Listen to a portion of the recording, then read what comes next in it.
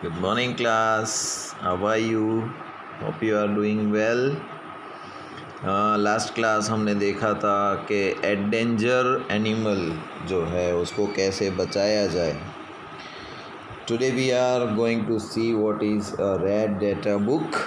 Professor Ahmed explains about the red data book to the children. He tells them that the red data book is the source book which keeps the record of all the endangered animals and plants. Red Data Book is maintained internationally by an organization. India also maintains the Red Data Book for plants and animals found in India. जो भी जानवर है या पेड़ पौधे हैं जो अभी ख़त्म होने की कगार पे हैं, एंडेंजर है, ख़तरा है, फिर एक बार ख़त्म हो गया तो फिर हम वापस नहीं ला सकते कहीं से भी उनको, तो लास्ट स्पीशीज़ तक भी बचाना हमारा फ़र्ज़ बनता है, ताकि उनमें से पेड़ में से पेड़ फिर बनते जाएंगे, बचा के रखेंगे. तो वरना एक स्पीशीज़ भी ख़त्म हो गया तो दुनिया के किसी साइंटिस्ट में इतनी ताकत नहीं है कि वो स्पीशीज़ फिर से वो कहीं से ला सके या बना सके, राइट. चाहे वो पेड़ हो या एनिमल हो, अगर एक भी बच गया तो उसमें से और हम बना सकते हैं, लेकिन एक लास्ट वाला भी ख़त्म हो गया तो फिर कहाँ से लाएंगे. तो ऐसे जानवर जो ख़त्म होने की कगार पे हैं, बहुत ही कम बचे हुए हैं, उनको रेड डेटा बुक में शामिल किया गया है ताकि इंटरनेशनल लेवल पे, विश्व स्तर पर उसको निगरानी रखी जाती है, बचाने की कोशिश की जाती है, राइट. अब करते हैं migration. What do you mean by migration? एक जगह से दूसरी जगह जब हम लोग शिफ्ट हो जाते हैं उसको बोलते हैं माइग्रेशन. माइग्रेशन हम कब करते हैं? या तो कहीं कोई तूफ़ान आने वाला होता है या लड़ाई होने वाली होती है, तो जो बॉर्डर पे रहते हैं उनको लोग एक जगह से दूसरी जगह भेज देते हैं, राइट. इसकी that is known as migration. एक जगह अपनी जगह छोड़ के जब हम दूसरी जगह पर जाते हैं. The excursion party then enters the deeper into the forest under the guidance of Madhav ji. तो जो लोग एक्सकर्शन गए थे जंगल को स्टडी करने के लिए, वो लोग फिर डीप जंगल में अंदर जाते हैं गाइडेंस लेते हुए माधव जी का. They sit near the तवा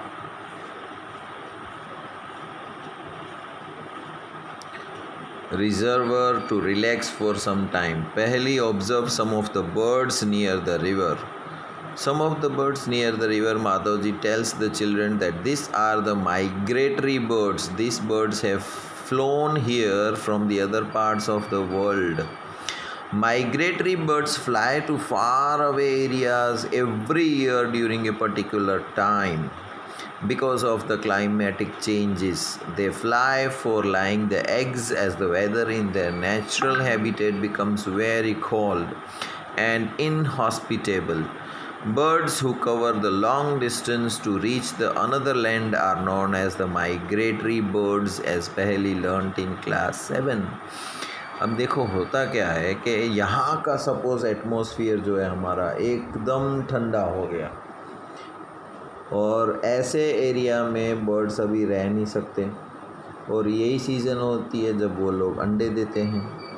तो अभी अपने बच्चों को अंडे कहाँ देंगे वो लोग, क्योंकि यहाँ का एटमॉस्फेयर तो बड़ा ठंडा हो चुका है, वहाँ सर्वाइव नहीं कर सकते. और बर्ड्स के पास तो पंख होती है, उन्हें किसी रास्ते पे चलने की ज़रूरत नहीं होती, वो उड़कर कहीं पर भी जाते हैं.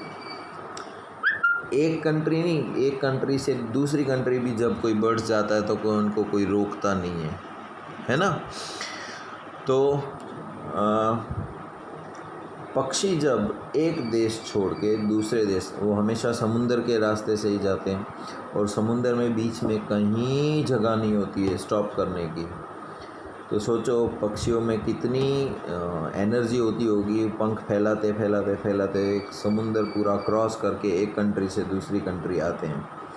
तो ऐसे बर्ड्स पहली को जो दिखे थे नदी किनारे पे, तो माधव जी इसको समझाते हैं कि this are the migratory birds. ये लोग यहाँ पर अंडे देंगे, राइट. फिर कुछ समय तक यहीं रहेंगे. जब अंडे में से पक्षी बच्चे बाहर आ जाएंगे तो वो बच्चों को लेके वापस अपनी कंट्री चले जाएंगे. तब तक उनके कंट्री का वातावरण जो है वो वापस नॉर्मल हो गया होगा, क्योंकि अभी वहाँ पर बहुत ठंड पड़ रही है, इसलिए लोग यहाँ पर आ जाते हैं. फिर यहाँ पर गर्मी बढ़ने लगती है तो ये लोग वहाँ चले जाते हैं, right. So this are known as migratory birds. Recycling of the paper. Professor Ahmed draws attention of the children to another cause of the deforestation. जंगल ख़त्म होते जा रहे हैं, उसका एक दूसरा कारण है. देखते हैं क्या है. He tells them that it takes 17 full-grown trees to make 1 ton of paper. 17 बड़े बड़े पेड़ जब आप काटोगे 17, तब जाके तुम्हारा 1000 किलो पेपर बनेगा. 17 पेड़ काटोगे तब 1000 किलो पेपर बनेगा तुम्हारा. Therefore we should save the papers. तो ज़रूरत ना हो तो चोकड़ा मिंडी मत खेलो क्लास में. एरोप्लेन बनाने के लिए पेज मत फाड़ो. हो सके तो अच्छी हैंडराइटिंग में लिखो तो कम यूज़ होगी तुम्हारी बुक. आप लोग अगर कम पेज यूज़ करोगे, राइट, वेस्ट नहीं करोगे, तो इन द सेंस आप लोग एक तरीके से नेचर की मदद करते हो, प्लांट्स को बचाते हो, है ना. प्लांट हम उगाने नहीं जाते हैं तो कम से कम हम इतना तो कर ही सकते हैं कि जब ज़रूरत ना हो तो पेपर वेस्ट ना करें.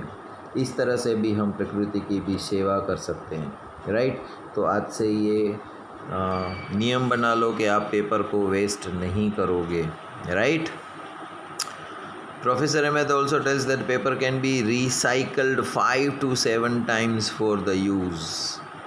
If each student saves at least 1 sheet of paper in a day, हम लोग दिन में सिर्फ एक पेपर बचाते हैं अपना. We can save many trees in a year. हम मतलब सारे बच्चे, जितने स्कूल जाने वाले बच्चे हैं, ज़्यादातर पेपर वेस्ट बच्चे, क्योंकि इग्नोरेंस, खेल की वजह से वो लोग करते हैं, राइट, जानबूझ के नहीं करते हैं.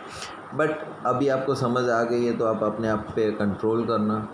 एक पेपर को हम 5 टाइम्स, ईच 5 to 7 टाइम्स उसको रीयूज़ कर सकते हैं. जो आपकी पेपर आपने बुक में लिख लिया, बुक भर गई, आपका क्लास ख़त्म हो गया तो आप क्या करते हो, रद्दी वाले को बुक बेच देते हो, है ना.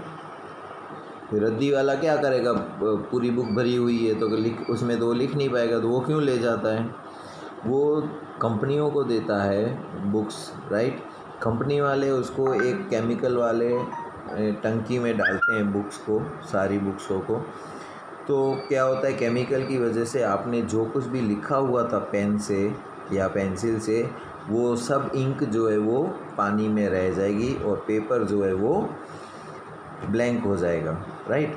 फिर वो सारा गंदा पानी निकाल लिया जाता है और जो तुम्हारा पेपर, वेट पेपर जो बचा हुआ होता है उसको 2-3 बार धोया जाता है ताकि वो साफ़ हो जाए, थोड़ी बहुत भी इंक ना बचे उसमें. फिर उसको वापस केमिकल ट्रीटमेंट करके प्लेन पेपर की वापस बुक बनाई जाती है और फिर बेची जाती है, राइट. ऐसे हम लोग 5 to 7 टाइम्स रिसाइकल कर सकते हैं पेपर को, right.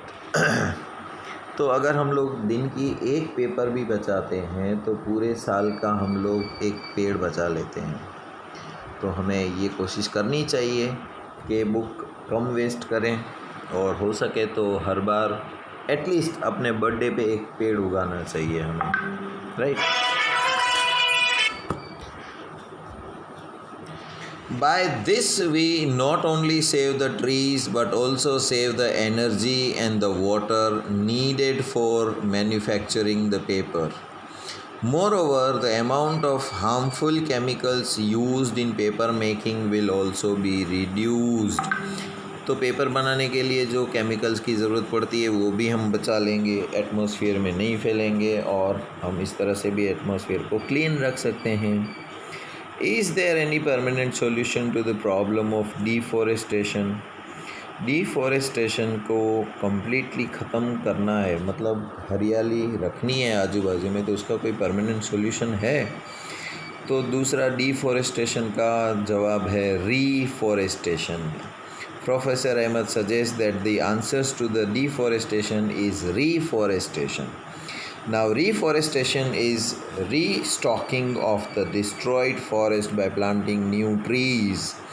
The planted trees should generally be of the same species which were found in that forest. We should plant at least as many trees as we can. Reforestation can take place naturally also, and if the deforested area is left undisturbed, it reestablishes itself. In natural reforestation, there is no role of human beings.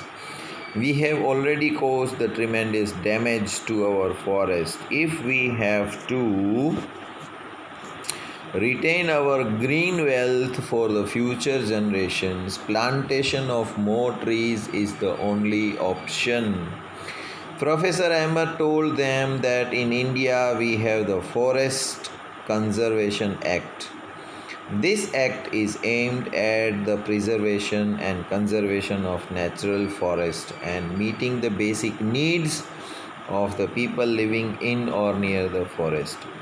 After some rest, Madhavji asked the children to start heading back because it is not advisable to stay in the jungle after the sunset. On getting back, Professor Ahmed and the children thanked Madhavji for guiding them through this exciting experience. क्योंकि ये सारा पढ़ते पढ़ते study करते करते शाम हो चली थी, तो माधव जी बोलते हैं कि अभी रात सनसेट के बाद जंगल में स्टे करना ख़तरे से खाली नहीं होगा।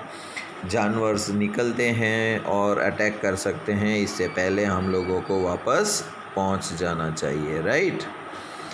तो रिफॉरेस्टेशन हम लोग करेंगे तो क्या होगा कि जो प्लांट्स डिस्ट्रॉय हो चुके हैं उसको हम वापस वहीं लगाएंगे, और अगर हम खुद नहीं लगाएंगे तो हमें अपनी कोई एक्टिविटी वहाँ पर नहीं करनी है, तो कुछ पेड़ जो हैं उसके सीड्स जो वहीं गिरे होंगे वो अपने आप फिर वहीं से उगने शुरू हो जाएंगे। Reforestation, right. तो हो सके तो प्लांट्स उगाने चाहिए, हो सके उतने कम काटने चाहिए, तभी हम अपनी पृथ्वी को बचा सकते हैं। क्योंकि हम जब प्लांट काटते हैं तो पूरी नेचुरल साइकिल को हम डिस्टर्ब कर देते हैं। पेड़ पौधे जब कट जाएंगे तो पक्षियों को रहने की जगह नहीं बचेगी, तो वो कहाँ जाएंगे। फिर कोई साइंटिस्ट भी वो पीस वापस नहीं ला सकता अगर ख़त्म हो गया तो उसको प्रिजर्व करना भी हमारा फ़र्ज़ बनता है। जब हम किसी चीज़ को उत्पादन नहीं कर सकते तो उसे नष्ट करने का भी हमें कोई अधिकार नहीं है, राइट। ये हमारी नैतिक जवाबदारी बन जाती है कि जो हमको विरासत में भगवान ने ये सारी सृष्टि जो एंजॉय करने के लिए हमको मदद करने के लिए बनाई है, उसको हम नुकसान ना पहुंचाएं, उसको हम ख़त्म ना करें, राइट।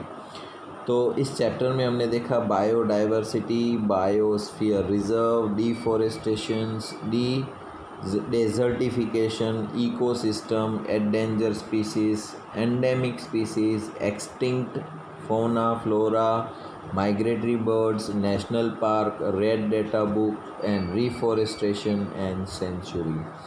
इसके चैप्टर के क्वेश्चन आंसर आपको भेज दिए गए हैं, फिर भी नहीं मिले हो तो दूसरी बार सेंड कर दूंगा। Write it in your notebook and study well for your examinations. Till then, goodbye and take care.